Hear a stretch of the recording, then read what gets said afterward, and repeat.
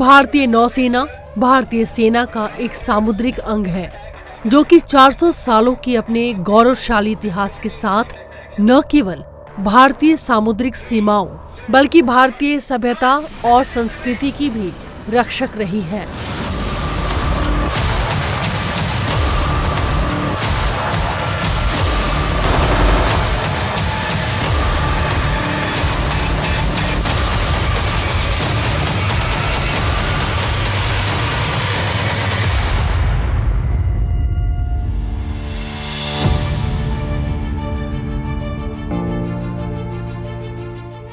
भारत के राष्ट्रपति इस सेना के सेनापति हैं। महासागर की शान भारतीय नौसेना ने अरब सागर से बंगाल की खाड़ी तक दुनिया भर में अपनी धाक जमाई है। अब तैयारी है एशिया की सबसे ताकतवर नौसेना बनने की।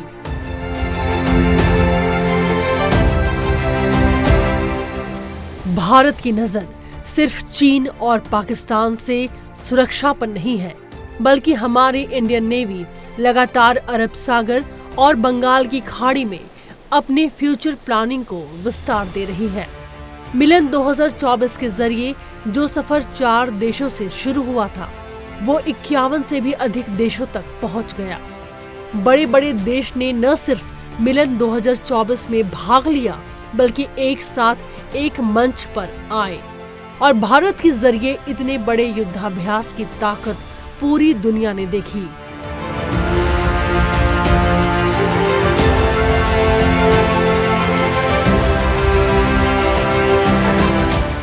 नवंबर 2023 से अब तक भारतीय नौसेना ने लोगों को समुद्र में लुटेरों के साथ हर तरह की मुसीबत से बचाया। नौसेना के एंटी पायरेसी मिशन की तारीफ पूरी दुनिया कर रही है। आत्मनिर्भर भारत और स्वदेशीकरण की दिशा में हमारी नौसेना तेजी से बढ़ रही है। आइए आज आपको भारतीय नौसेना की ताकत दिखाने हम आपको लेकर चलते हैं लक्षद्वीप, जहां नौसेना एक अलग रोल में मौजूद है। भारत के पश्चिमी तट से 200 से 400 किलोमीटर दूर लक्षद्वीप द्वीप समूह देश की दक्षिण पश्चिमी समुद्री सीमा पर है। आइए आपको लक्षद्वीप के इतिहास के बारे में बताते हैं। लक्ष शब्द मूल धातु लग से लिया गया है, जिसका मतलब है निशान, जिस पर निशाना लगाया जा सके। अफ्रीका, अरब और मलाबार के बीच व्यापार मार्गों पर स्थित ये द्वीप नाविकों के लिए एक मील का पत्थर थे और इस तरह लक्षद्वीप नाम की उत्पत्ति हुई। 1799 में सेरिंगपट्टम की लड़ाई के बाद लक्षद्वीप को ईस्ट इंडिया कंपनी में मिला लिया गया और तब इस द्वीप का परिचालन बैंगलोर से हो रहा था। अक्टूबर 1947 में ही लक्षद्वीप को पता चला कि भारत स्वतंत्र हो गया है। रॉयल इंडियन नेवी के एक जहाज को भारतीय राष्ट्रीय ध्वज फहराने और भारत संघ में इसके एकीकरण को सुनिश्चित करने के लिए यहाँ भेजा गया और तब से भारतीय नौसेना लक्षद्वीप की समुद्री सीमा पर डटी है। लक्षद्वीप में आईएनएस द्वीपरक्षक और आईएनएस जटायु नौसेना का मुख्य बेस है। बाकी आइलैंड पर भी भारतीय नौसेना की बड़ी तैयारियां चल रही हैं। और अब हम आपको लेकर चलते हैं सीधे आईएनएस द्वीपरक्षक, जो कि कावरत्ती में मौजूद है। आईएनएस द्वीपरक्षक का कमीशन 2012 में हुआ था। कावरत्ती भारत के केंद्र शासित प्रदेश लक्षद्वीप की राजधानी है। नमस्कार, आप देख रहे हैं सक्षम भारत, आपके साथ मैं हूं प्रांजलि सिंह। अगर हम लक्षद्वीप के समुद्री तटों की बात करें तो यहाँ की सुरक्षा जितना चुनौतीपूर्ण है उतना जरूरी भी है।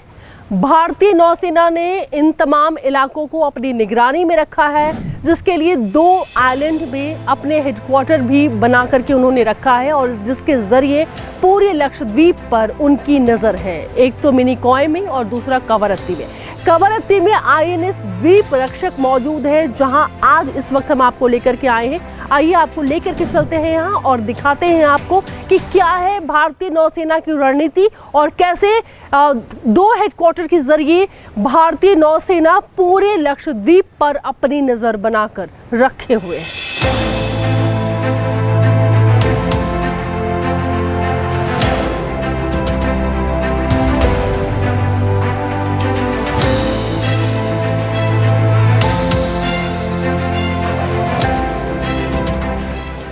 लक्षद्वीप में एक्चुअली 36 आइलैंड है और देखा जाए तो हमारा जो बेसिक एरिया है सिर्फ 32 स्क्वायर किलोमीटर्स का लैंड है, लेकिन अगर हमारा टेरिटोरियल सी देखा जाए और हमारा एक्सक्लूसिव इकोनॉमिक जोन देखा जाए तो ये बहुत ही बड़ा एक एरिया बन जाता है।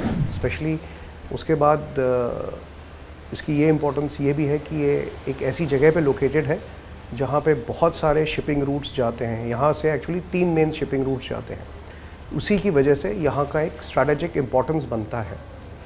इसी चीज़ को रियलाइज़ करते हुए 1979 में नेवी ने सबसे पहले यहाँ पे एक रडार स्टेशन और एक कम्युनिकेशन पोस्ट इस्टेब्लिश किया था कावरती में। उसके बाद धीरे धीरे हमारा यहाँ पे फुटप्रिंट बढ़ता रहा है। हमने नैवडेट मिनिकॉय इस्टेब्लिश किया, उसके बाद नैवडेट एंड्रोथ्स इस्टेब्लिश किया। सो द बेसिक रोल जो एक हमारा है वो जब इनिशियली स्टार्ट किया गया था was basically as a surveillance, security and a communication detachment. Slowly जैसे जैसे the security scenario changes and various other features that come in, उसके साथ साथ there is the enhancement of role is occurring. जैसे अब आपने देखा होगा recently there has been lot of talk of the piracy etc. where the Navy has participated very actively. उसमें अगर देखा जाए तो आपको ऐसा दिखेगा कि जब these can become strategic outposts for the Navy, जिनकी वजह से हम यहाँ से फ्यूचर ऑपरेशंस लॉन्च कर सकें। और एक बड़ी अच्छी सी लोकेशन है यहाँ पे जहाँ पे काफ़ी ज़्यादा ट्रेड वगैरह होता है जो हम मॉनिटर कर सकते हैं। And we can act as जिसे बोलते हैं ना first responder, first information gatherer and reporting stations for these islands. So that is the basic role of the island navy है।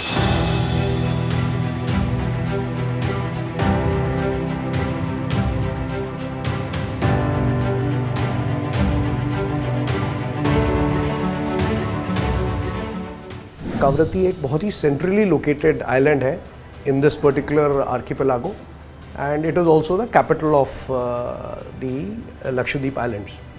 Minicoy is a southern most island and it is from us about 135 to 140 miles south of us. Now there are 2 commissioned units here. One is Dweeprakshak and Jatayu, which has been recently commissioned. Now INS Dweeprakshak, because of its importance, simply because of its location in a very important island in the seat of the what you call the administrative authority of Lakshadweep being here, that is why the naval officer in charge is also based here. And also because of the various other factors which come into play when you are dealing with the civil military liaison etc. It will always be that the main seat of the naval officer in charge will be at this place. Beyond that, as in an operations are there, the naval officer in charge will always have the ability to move from one island to the other. So similarly जैसे अभी जटायु है अब commission हुआ है, सो जब वहाँ पे कुछ ऑपरेशंस वगैरह होंगे तो naval officer in charge will move from here to that place, supervise the operations and come back. So Dweeprakshak is basically, if you look at it, is one of the primary establishments here, one of the oldest establishments 1979 से है यहाँ पे, which functions both as a radar outpost. It is a full-fledged, has a full-fledged maritime operations center where collation of information from all the other units is also done, and then we pass on this information further to the MOC and the JOC in Cochin. So that way it is basically a primary MOC for the entire region. So that is the main role.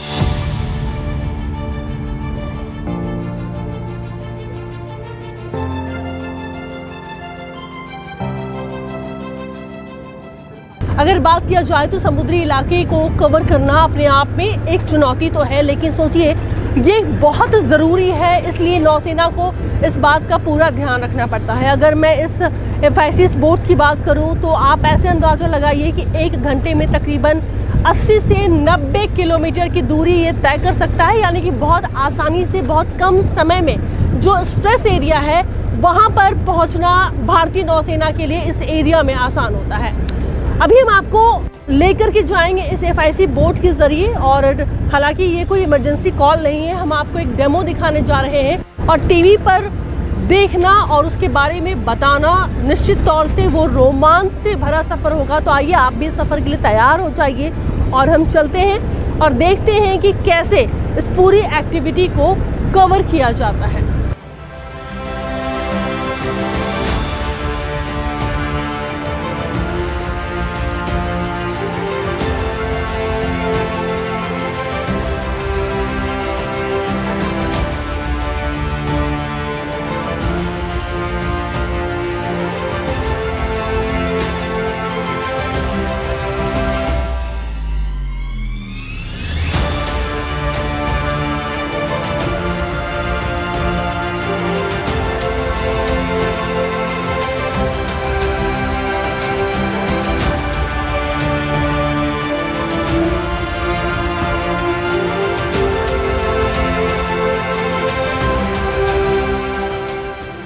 हम जिस सागर प्रहरी बल की बात कर रहे हैं उसकी काफ़ी महत्वपूर्ण भूमिका है अरब सागर के इस एरिया में, खास करके अगर देखा जाए।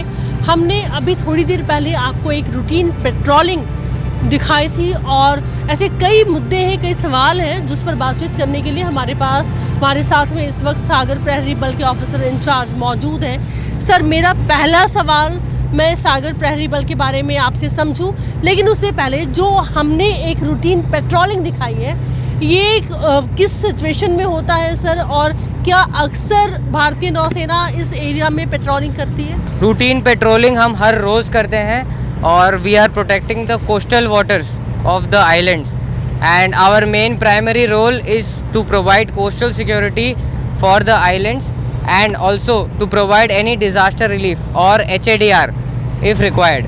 So as and when we get a call. So हमारा मेन मकसद यही होता है कि अगर यहाँ पे हमें कोई भी इमरजेंसी या कोई भी हॉस्टाइल एक्ट या हॉस्टाइल इंटेंट पता चले, या हमें हमारे हेडक्वार्टर ने बताया कि यहाँ पे कुछ आतंकवादी या कोई ऐसे बोट से आ गए हैं, तो हम तैनात हैं और हम उसी टाइम पे हमारी फास्ट इंटरसेप्टिंग क्राफ्ट लेके उनके पास पहुंच जाएंगे, उनकी इंट्रोगेशन करेंगे।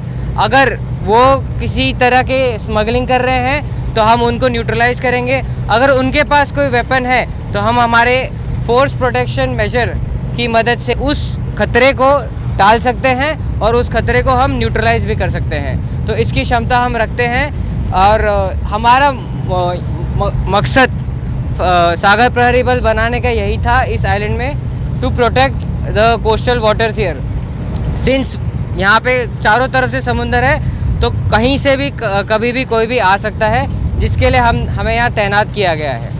अगर हम सागर प्रहरी बल के बारे में आपसे जानना चाहें, इसका गठन कब हुआ था और क्या वजह थी कि इस बल का गठन किया गया? तो जैसे 26/11 के अटैक्स हुए थे मुंबई में, तो जब अजमल कसाब छोटी बोट लेके, एक बड़ी बोट से एक छोटी बोट में आए थे और फिर उस छोटी बोट से लेके फिशिंग बोट में से डिस्गाइज होके आए थे और उन्होंने मुंबई में लैंडिंग की थी और ताज में अटैक किए थे। तो उसके बाद से ये जो हमारी जो गैप्स है कोस्टल सिक्योरिटी में, वो हमें पता चली थी। सो इंडियन नेवी ने उसको मद्देनज़र रखते हुए एक बहुत बड़ा इनिशिएटिव लिया कोस्टल सिक्योरिटी बढ़ाने के लिए, जिससे सागर प्रहरी बल का जन्म हुआ। इतने बड़े इलाके को अपनी नज़रों के सामने बना के रखना, वो भी सुरक्षा के लिहाज से, क्या आप लोगों के लिए कोई चुनौती भी है और कितनी बड़ी चुनौती आप इसे मानते हैं? देखिए, मैं इसे चुनौती नहीं कहूँगा। हम नौसेना हैं और हमारा काम ही ये है, और समुंदर में हर एक मेरा क्रू और हम और जो पूरा मेरा बेस है, we are all convergent with the sea situation, और हमें पता है कि किस तरीके से अटैक्स होते हैं, किस तरीके से वेदर ख़राब होता है, और जो आजकल नए तकनीकी चीज़ों से अटैक्स कर रहे हैं जो टेररिस्ट, हमें वो भी पता है। हम अपडेटेड रहते हैं और हम अपने क्रू को ब्रीफिंग करते हैं, रेगुलर एक्सरसाइज करते हैं। यहाँ पे इस द्वीप में, लक्षद्वीप में, रेगुलरली कोस्टल सिक्योरिटी एक्सरसाइज होती है, जिसमें we are also an active member and we conduct coastal security exercise with the coastal police, coast guard, IRB, CRPF, all stakeholders involved, and we hold it every month. So that is called Sea Vigil. This year also it is planned, and as and when it will happen, we'll be doing that.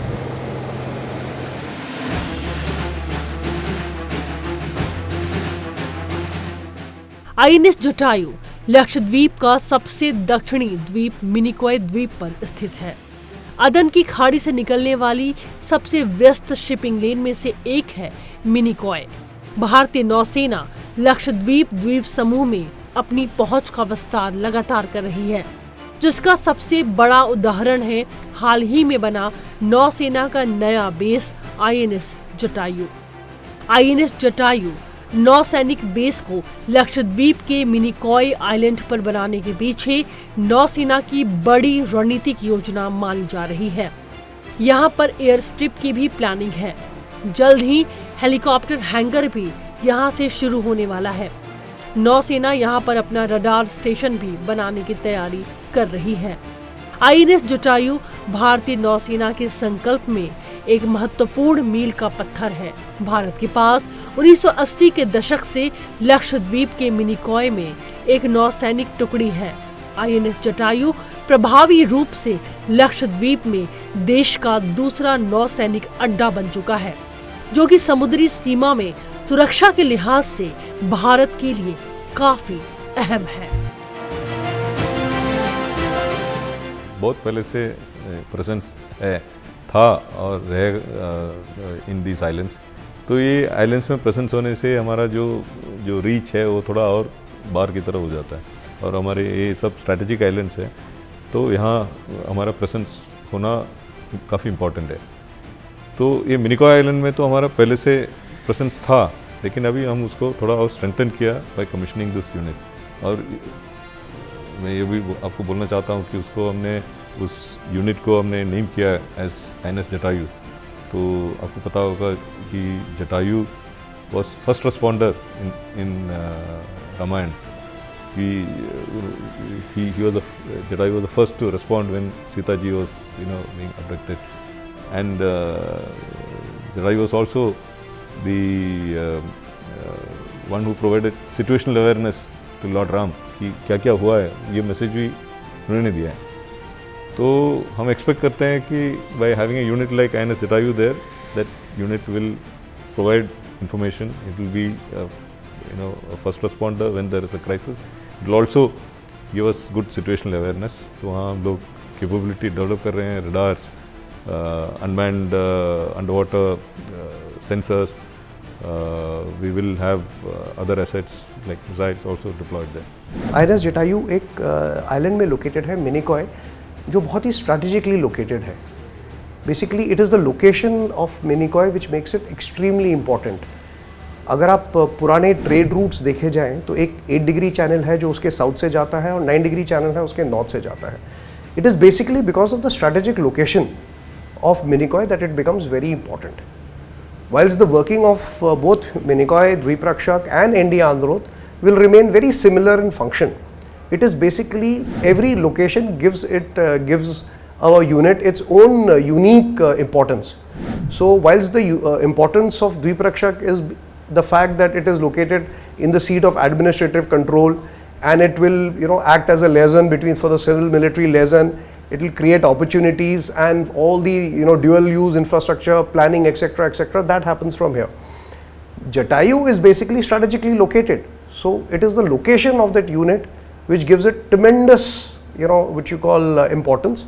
The radar stations there would actually be able to monitor the entire traffic that moves in the 8 degree channel and the 9 degree channel, and that is what makes it so important.